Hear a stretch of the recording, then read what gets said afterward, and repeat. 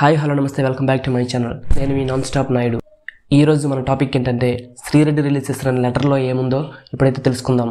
కొత్తగా మన channel visit చేస్తున్నట్లయితే వెంటనే మన ఛానల్ సబ్స్క్రైబ్ చేసుకోవడం మాత్రం మర్చిపోకండి.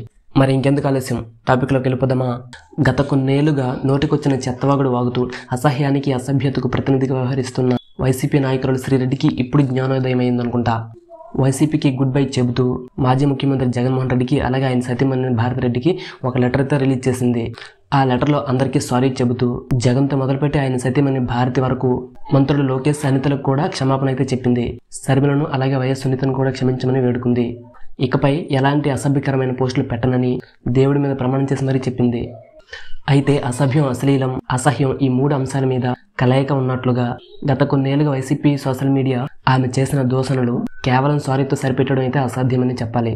కేవలం మహిళ అన్న కారణంగా ఎవరినైనా ఎంత మాటైనా అనేయొచ్చు అన్నట్లుగా వ్యవహరించిన శ్రీరెడ్డి గత కొన్నేళ్లుగా చేసింది తన భూతి పురాణాలతో జగన్ వ్యతిరేకులను దూషించడమే లక్ష్యంగా పెట్టుకుంది.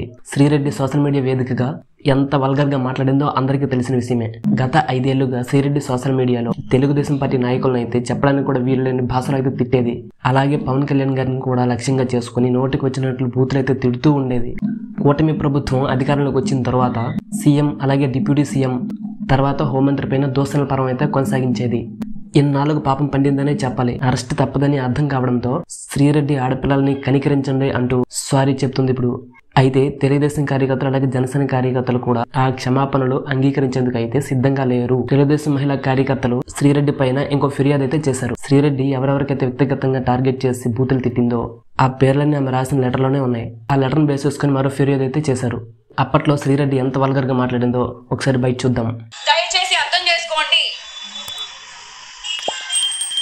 నేను ఒక మదర్ని ఏం అనాలని అనుకోవట్లేదు. పవన్ కళ్యాణ్, నువ్వు ముగ్గురిని పెళ్లి చేసుకుని నీకు అసలు అమ్మాయి జాతి మీద నీకు విలువ ఉందా అంట. చూడండి, విలువ ఉందా నీకు? నువ్వు ప్రజా నాయకుడు అయి ఉండి నువ్వేం మాట్లాడుతున్నావు? పోలీస్ స్టేషన్కి వెళ్ళాలి, నువ్వు చెప్పాలి నాకు సలహా. పవన్ కళ్యాణ్ అన్నాను కదా, చూడండి ఇప్పుడు చెప్పు తీసుకుని కొట్టుకుంటుంది. ఇప్పుడు పవన్ కళ్యాణ్ అన్నందుకు చెప్పు తీసి కొట్టుకుంటున్నా ఈరోజు. ఇదంతా యాక్టింగ్. నిన్నెవడు అసలు పవన్ కళ్యాణ్ ఏ అమ్మాయి కూడా అన్నా అనదు. ఒక అమ్మాయి నేనే అవమానించుకున్నాను, నన్ను క్షమించండి. పవన్ కళ్యాణ్ మాత పవన్ కళ్యాణ్ చూసారా ఇది ఎలా రెచ్చిపోయేది అప్పట్లో. ఇప్పుడేమో నీతి వ్యాఖ్యలతో లెటర్ రిలీజ్ చేసింది. ఇప్పుడు వదిలేద్దామా, తోసాతులు పడేద్దామా? దీనికి సమాధానంగా పవన్ కళ్యాణ్ గారు అప్పట్లో ఏం చెప్పారో ఒకసారి చూడండి. కష్టాలు ఉంటాయి పాలిటిక్స్ లో. మీకు ఒకసారి నన్ను తిడుతుంటే అందరికి ఇబ్బంది కలిగించవచ్చు, నేను భరిస్తాను. బలవంతుడే భరిస్తాడు. బలవంతుడే భరిస్తాడు. మన బలమైన వ్యక్తులు భరిద్దాం. మనం బలమైన వాళ్ళం కాబట్టి భరించిన వాడే సాధించగలడు. అది అంతేగాని మనం మాట అనేసారు కదా చెప్పి పారిపోతే ఎట్లా?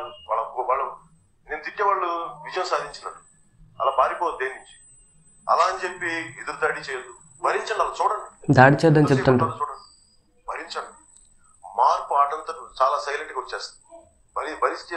భరించడం వల్ల వచ్చే శక్తి చాలా బలమైన శక్తి లోపల వచ్చి అది మనం తప్పు చేయకుండా మనల్ని అంటుంటే చాలా బాధ ఉంటుంది, చాలా కోపం ఉంటుంది, చాలా ఆవేదన ఉంటుంది. నాకు ఉండకుండా బాధ ఉంటుంది, ఆవేదన ఉంటుంది అని చెప్తున్నారు. కానీ ఏ రోజు కూడా శ్రీరెడ్డి చేసిన వ్యాఖ్యల పైన శ్రీరెడ్డి పైన దూషణ చేయండి అని చెప్పేసి అప్పుడు కార్యకర్తలకైతే చెప్పలేదు.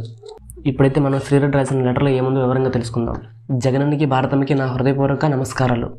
ఈ జన్మకి మిమ్మల్ని నా కళ్ళతో టీవీలో కాకుండా నిజంగా చూసే అదృష్టం అయితే లేదంటూ ఒక ఫోటో కూడా మీతో తీసుకునే అదృష్టం కూడా కోల్పోయాను అంటూ చెప్తుంది. నా పేరుతో వైసీపీకి చెడ్డ పేరు తీసుకొచ్చాను. గత కొన్ని రోజులుగా మీడియాలో నేను చేసిన పనికి అనేక మంది వైసీపీని దుమ్మెత్తిపోయడమే నన్ను ఎన్నో విధాలుగా మానసికంగా కృంగతీసింది.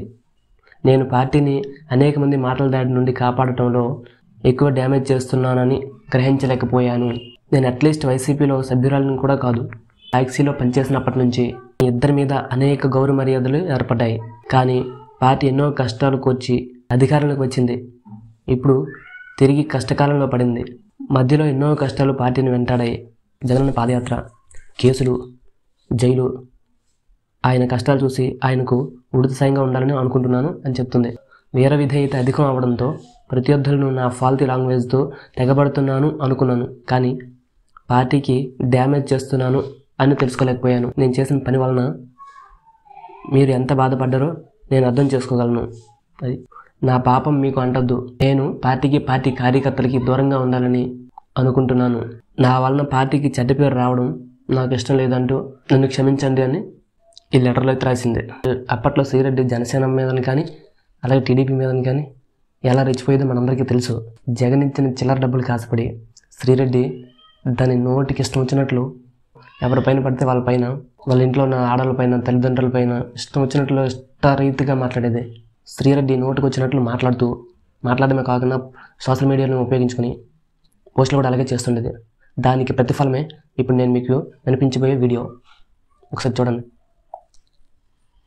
లోకేష్ గారు మీకు సారీ, అలాగే మీ అమ్మగారికి మీ భార్య గారికి సారీ. లోకేష్ గారు మీకు సారీ, మీ అమ్మగారికి మీ భార్య గారికి సారీ అట. అలాగే అనిత గారు సారీ. అలాగే అనిత గారు మీకు కూడా సారీ. అలాగే పవన్ కళ్యాణ్ గారు సారీ, మీ కుటుంబ సభ్యులకు కూడా సారీ.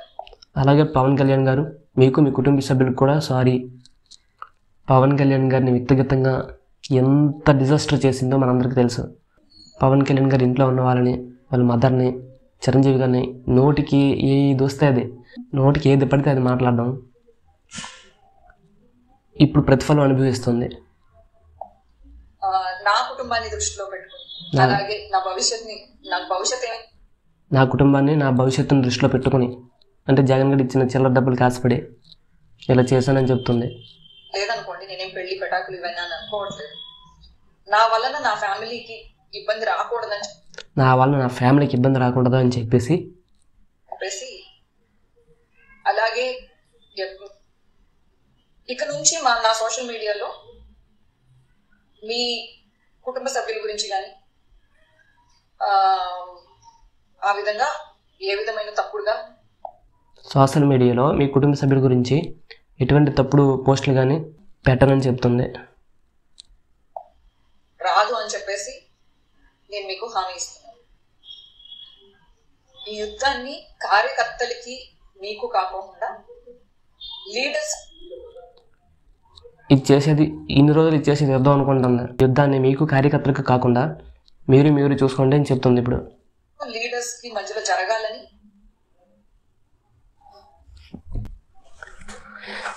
అది మ్యాటర్. ఇదంతా ఎందుకు తగ్గిందంటే కూటమి ప్రభుత్వం అధికారంలోకి వచ్చిన తర్వాత కూడా ఇదే విధంగా వాగుతూ ఉండేది. అయితే ఎవరు పట్టించుకోకపోవడంతో, పోలీసులు కూడా జగన్మోహన్ రెడ్డికి సపోర్ట్ చేయడంతో దీనికి నోటికి ఇష్టం వచ్చినట్లు వాగుతూ ఉండేది. నోటికి ఎప్పుడు కట్టడి చేసిందంటే, ఎప్పుడైతే పవన్ కళ్యాణ్ గారు అసెంబ్లీలో పోలీసులకు వార్నింగ్ ఇస్తే మీరు యాక్షన్ తీసుకుంటారా లేదా నన్నే రంగంలో దిగమంటారా అని చెప్పడంతో ఇవన్నీ కదిలాయి. ఒకసారి పవన్ కళ్యాణ్ గారు బయట చూద్దాం.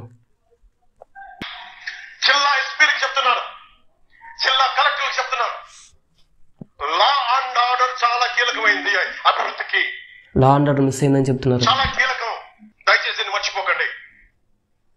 10 సార్లు దీన్ని చెప్పించుకోకండి. మా చేత మా బంధువండి, మా రక్తం అండి అంటే మడత పెట్టి కొట్టన్నారు తప్పులు చేసి. నేను వెనకేసి రావట్లేదు కదా ఎవరిని, నేను వెనకేసి వస్తున్నాను ఎవరన్నా. లాస్ట్ 5 years జగన్మోహన్ రెడ్డి పరిపాలనలో పోలీస్ వ్యవస్థ అంతా కూడా వైసీపీకి సపోర్ట్ చేస్తూ ఎవరు ఏం చేసినా ఏం మాట్లాడినా స్వేచ్ఛగా వెచ్చలుడిగా వదిలేస్తుండేవారు అనమాట. సో దానికి ప్రతిఫలమే ఈ శ్రీరెడ్డి, చాలామంది ఉన్నారు ఇలాగా, పేరు నాని, కొడాల నాని, అంబటి రాంబాబు, ఇలా కొన్ని పేర్లు ఉన్నాయి. అయితే ఇప్పుడు ఈ ఇష్టారాజ్యంగా మాట్లాడుతూ పోస్టులు చేస్తున్నారని చెప్పేసి పవన్ కళ్యాణ్ గారు యాక్షన్ తీసుకోమన్నా పోలీసులు తీసుకోకపోవడంతో పవన్ కళ్యాణ్ గారు ఈ మాటలు మాట్లాడాల్సి వచ్చింది. మీరు యాక్షన్ తీసుకుంటారా లేదా నన్నే హోమ్ మినిస్టర్ తీసుకుని రంగంలో దిగమంటారా అని చెప్పడంతో పోలీసులు వేట మొదలుపెట్టి ఒక్కొక్కడికి తాట తీస్తూ జైల్లో పడేయడంతో ఇప్పుడు శ్రీరెడ్డి లాంటి వ్యక్తులు లైన్లోకి వచ్చి క్షమాపణలు కోరుతున్నారు. జై హింద్.